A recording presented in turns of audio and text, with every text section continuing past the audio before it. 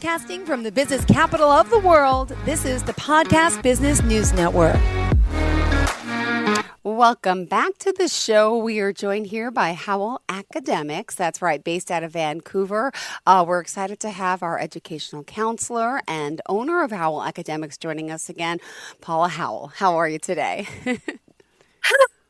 How am I today? I am feeling very grounded, so I'm good. How are you today? I'm doing well, excited. Just the holidays get me so excited, and then talk to me in January and I'm like all depressed. But yeah, lots of hustle and bustle, a lot going on, a lot of stress, but I just find it exciting stress. So I'm just grateful and happy to be here. What about yourself? Yeah. I always think that you're right. Like the holidays do evoke different emotions for some that, is a time for celebration. Sometimes it's a time of lots of reflection. And with that, there could be ebbs and flows of feelings. I would say I'm kind of in the middle of that. I went to my daughter's end of year celebration, and it seems that, those are going so fast as the kindergarten kids entered into they hold it at the church because it's right next door to them and it has the most space to be able to contain all the families and the grades. And as they enter into the room, the kindergartens obviously start first. And it was just really interesting because, Paige, my daughter Paige, has been there since kindergarten, and now she's in grade 3. And I just looking at the littlies going on stage and doing their performance, and then realizing that Mom is kind of in grade. We'll be starting. This marks the end of her grade 3 for me. It was a bit overwhelming. There were the kids that were singing "This Little Light of Mine," and 4 of them decided to sing it. How does that word go? What's that word when you're singing it? Not a la carte. What's that word when you're singing it? Acapella? Yes, acapella. Oh, okay. I'm like, I don't sing, so I don't really know. I was like, it's not a la carte. It's Alka. Say it again.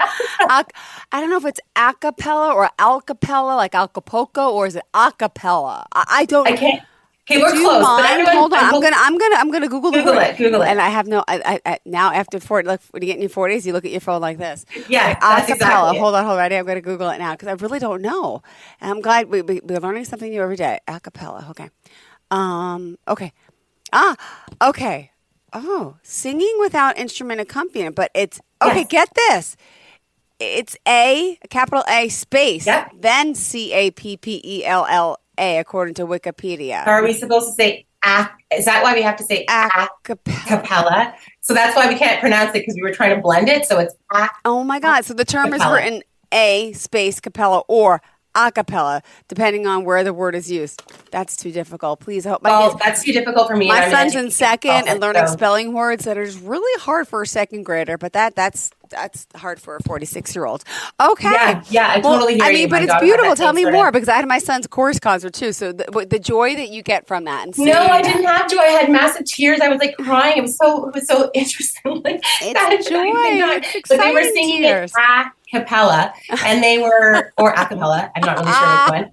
But they had these little like crowns of lights, and they had a little candle, and they were singing. And as soon as they busted out and singing, I was like, I just started like a waterfall, and I'm trying to look at the brochure going, oh, this is the brochure, I can't see it. But it was like water everywhere. And I guess, you know what I saw? What? I saw like encapsulated within these little bodies are all this like energy and spirit and person that are going to grow up and be like adults. And I just thought about how innocent that gift is of who they are at that time, and how all the minutia that happens around us, like how just marvelously special it is that, I don't know, like that we get to be parents to them. Right. And I just I know. They're so just like, I didn't even have words, and that's why it got me to cry, right? Because I was just looking at these little kids who were holding this little light, and then the words anchor more, because I'm 46. The words anchor more, and you can see the innocence of them singing it, and then you hear the lyrics, and then you hear their breaking of their speech, and like them wanting to like do it good, and then wanting to sing, but then really just the authenticness in their little tiny voices, and it just. They're little humans that are encapsulated with what I call encapsulated love. And then all of a sudden they're going to grow, and the dynamics of what surrounds them is what's going to maybe shift or change that. And at the time I'm in there, and my ex-husband is 4 rows behind me because he doesn't want to sit with us, right? Because he's, whatever his reasons are. And I'm thinking, how sometimes people can allow their own thoughts and feelings to overshadow what's most important. And, Oh my God, and I don't I'm know. gonna cry for you. I just can't. I could say because you're in it. I'm not the one in it. I don't. But like that breaks my heart. I have so many friends who are not talking to the other parent, and the stress it's giving the kid, and not getting along and doing things together. And I'm sorry, in my opinion, he should be sitting next to you, supporting her. She sees your face as both parents, and that's that. No matter what's happened between you two, and that's what we wanted, right? Which and is so ultimately, sad. But you can't change someone. But maybe one day that'll change. But I hope. And sorry. I take a higher approach the same way as you do, is that he maybe wasn't ready for that process yet, but it wasn't. I think when I think about the kids, I think to myself, when I think about Paige, my daughter, I think to myself, it wasn't about whether you're ready or I'm ready. It still drops my heart when I walk in, and we walked in actually at the exact same time. And I was, hi, how are you? Isn't this crazy? It's her 4th assembly. This is crazy. And, my mom was there. So I said, she saved a spot in the front.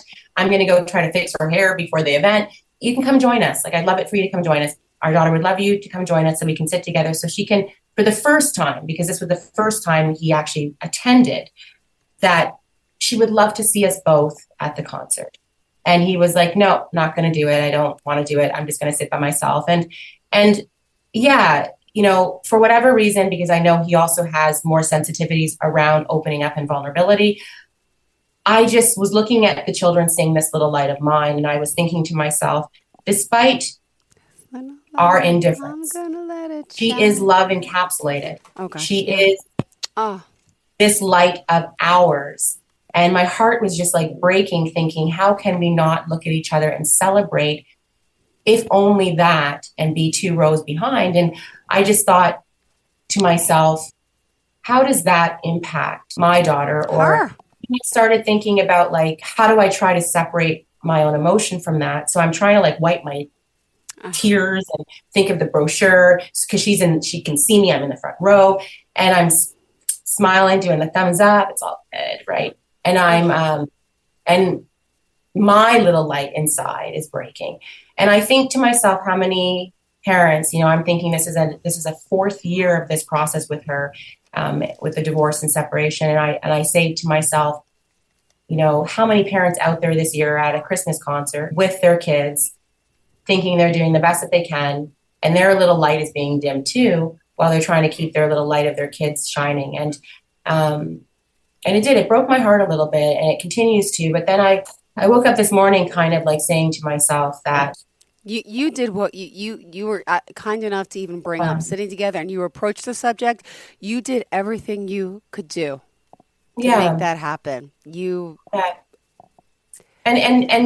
right. And I think the thing is, as parents, we tend to want to not hold space for that. So not hold space for that. We're also still evolving as individuals as we go through the process of life and parenting and education and learning more about resource and access. And I think when I woke up this morning, what I said to her is I just said to her, she said, why, Daddy said bye. And I said, that's great. I'm glad, because, you're supposed to wait, but he left early and left before we exited. Parents were supposed to exit, and caught her with the class and said bye. And it's always like, it always feels like she's centered out, like all the parents are waiting, and then your dad's coming and saying, bye, I got to go. It's as if he's not welcome, but he is. And I just said to her, sometimes it just takes some people a little bit different time, but I think what's most important is we just focus on the fact that Daddy is here, right? And in me relinquishing myself to her, she did a sigh that I could see, because our kids tend to hold our own, like, reflection of our pain, right? Mm-hmm. And we sighed together and just said, it's one day at a time, sweetheart. It's one day at a time. And I shut her off to school. And, but I say that, and I say it with like the lump of the chest that's still there, right? That lump in the chest that's still there, and it's another year. But, so Yeah. So let's circle back to when we talked about, how you're feeling for Christmas, the holidays or celebrations. And, what do your plans look like for this year? Like, what do your plans look like? You're asking me? Yeah. Like, what are your Oh, you're plans so for? sweet. Well, see, I come from a land of a land. I had my first son by myself, right? So it technically Yeah. doesn't have a Yeah. father. Yeah. And the second one has a father, but he's not involved in his life that much. But Yeah. believe it or not, the first one is closer to him than the other one. But that's a long story. Yes. But he's still not. So we live alone. We do everything. I'm the only single parent I know living in the community. Like everyone I know has someone. I've always been single, and I have two boys to raise, right? So, I'm just trying to empathize with you. And oh gosh, I've had relationships where I've broken up, but never was married, had a kid with someone, and had to experience what you're going through. So I commend you on doing the best you can, and just everything will work out. And I just think about there's so many other kids, I'm sure, in that school too, that are going through this. There's other people out there, so she's not alone.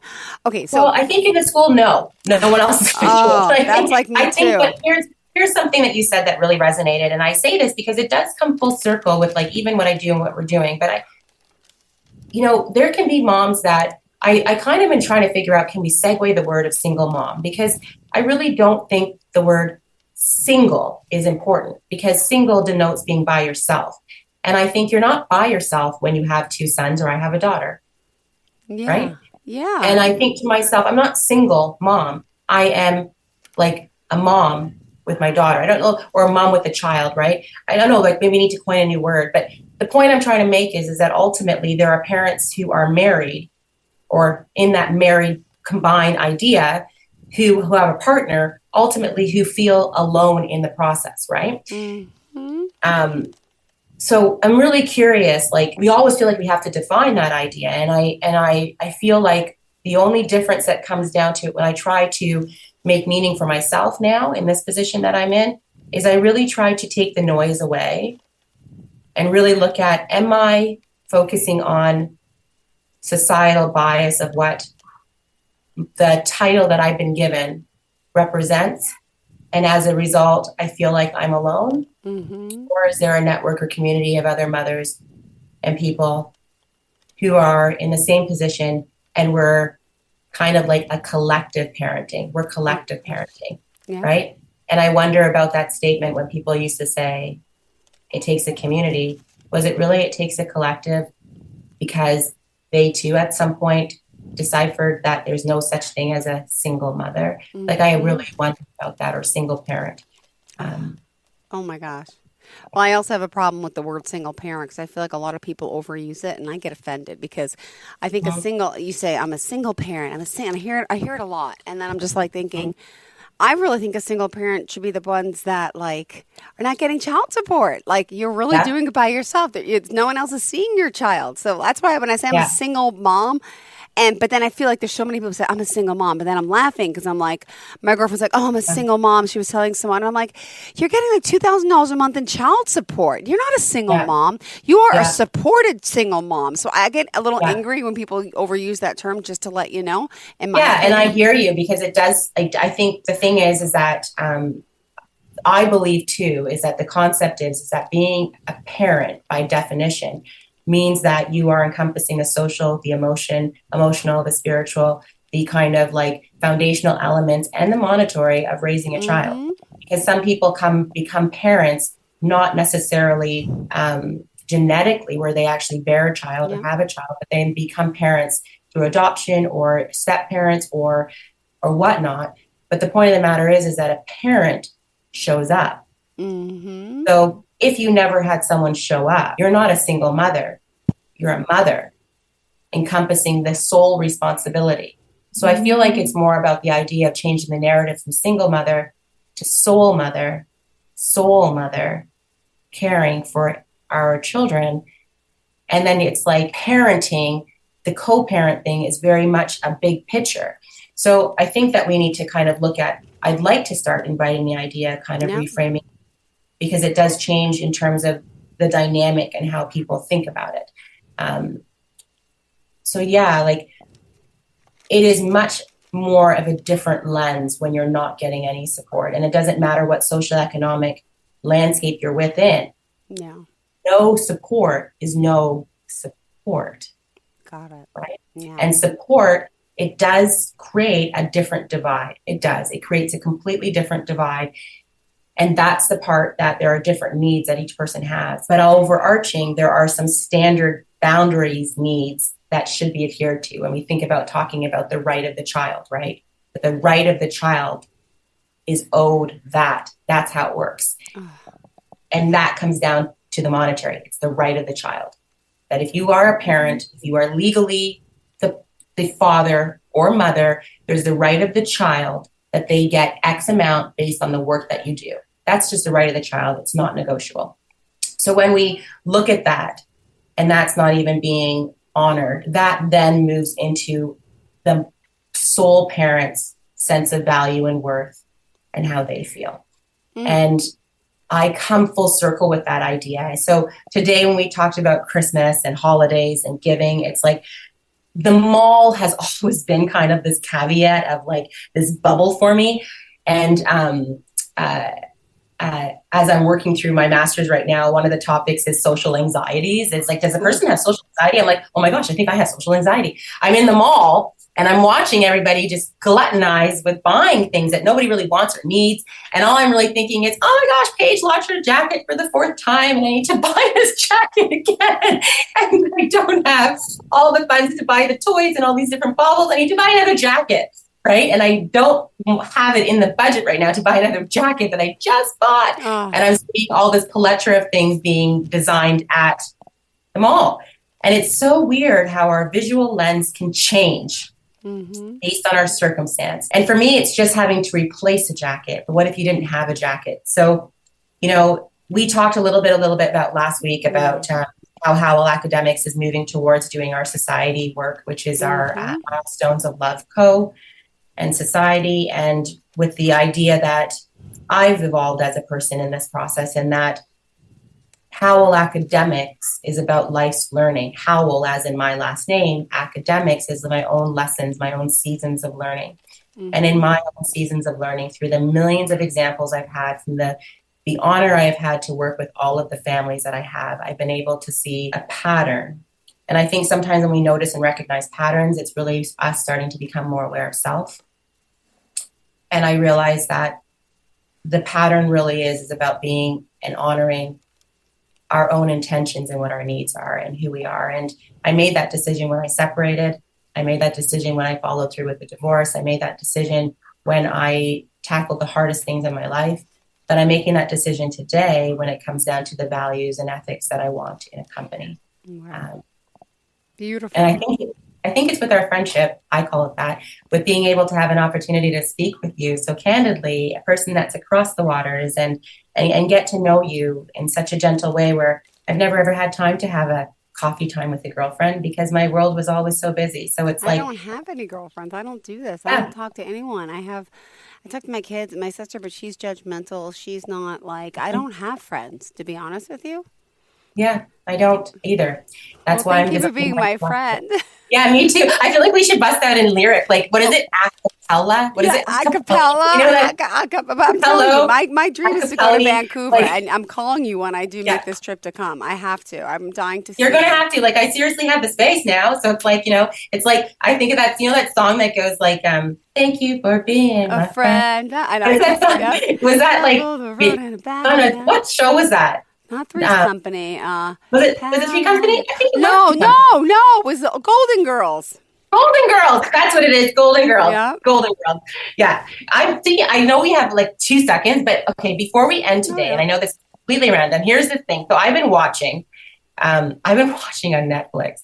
I don't know if you've been watching it. It's called The Later Daters. No. Okay, just launched. I saw, they're like older people, like 60, 70. I saw a clip of it. Tell me, is it really good? The Later Daters, I'm like, I had to get out of my funk, and I had to like start getting back on my bike that's in the garage, right? And I'm like, I'm gonna get out of my garage. I need some inspiration. I started watching first The Ultimatum, and it was depressing me because I was like, such like young basic love that was like, I'm like, I can't watch it. So then I'm Googling, and it's like Later Daters. So I went on it. It's adults who are within the ages of like 55 to 75 who are dating. Gosh, awesome. And they have a behaviorist who's helped that's observing their behavior, but not telling them how to date, but just observing their behavior and giving them feedback.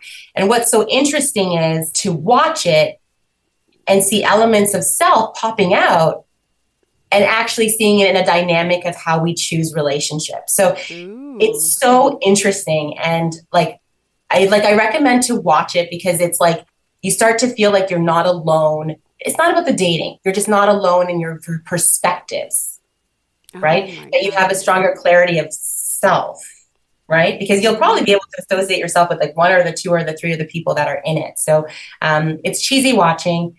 It's airtime. It's like, it's interesting. So maybe we can chat about it next week, but because some of them have kids, older kids, younger kids, some of them are in their, one guy's like, I don't know, he's like 57, 58, and he has like a 10-year-old. So she's like, and the woman he was dating was like, I don't want to do any more kids. And I'm thinking, gosh, he seems so young still. And she's making it sound like he's so old. And I was like, she's like, I don't want to do any kids anymore. I just want to like live. And I'm thinking, God, I'm 46 and I have like an 8-year-old.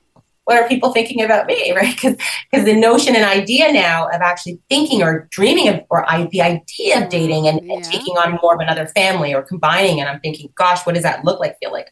It's just a world that seems so distant from where my thoughts are. So in that divide, in that idea, I'd love to circle back. We've got a couple. We've got the concept of single parenting. Are we going to change that word? We've also got the idea of kind of like our holidays, because we're coming up to those. And then we've got the idea of like, what is it called? What is it called? It's called dating something. I forgot the name already. It's called, what is it? There it is. Later daters. Later daters. Got it. Later daters. I have to see. We're the same age. So remember that we used to go later dater. Like we used to say that when we were younger, like later, now, see you like, later. Oh my later. gosh, I'm the old one. Oh my gosh, it's so true. And oh my gosh, my kids right now, by the way, we were watching Lost. I haven't watched Lost in like 15 years, and then like I started, never finished.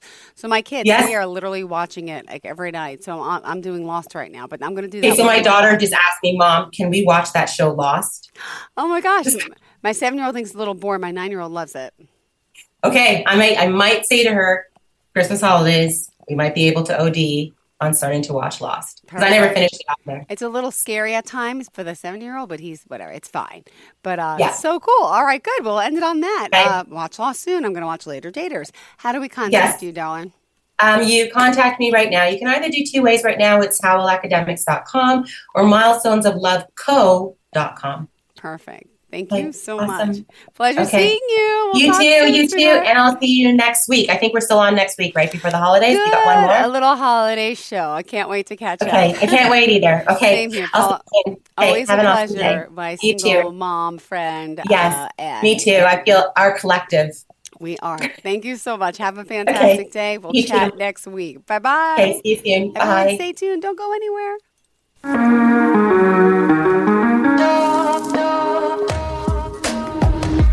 Broadcasting from the business capital of the world, this is the Podcast Business News Network. When I was little, I didn't talk for a long time. I liked things to always be the same. Anything new or different would scare and upset me. I was very sensitive to lights and sounds. It was almost like I had bigger eyes and ears than everyone else. So I built secret hiding places where nothing could get in. I didn't like looking people in the eye. It made me feel uncomfortable. I'd throw big tantrums over little things like when my socks didn't match. Sometimes I'd do the same things over and over. Until one day, I found out I had autism. My family got me help. Slowly, I learned how to live with it better. You can see signs of autism in children as young as 18 months. Early intervention can make a lifetime of difference. Learn the signs at autismspeaks.org/signs. Brought to you by Autism Speaks and the Ad Council.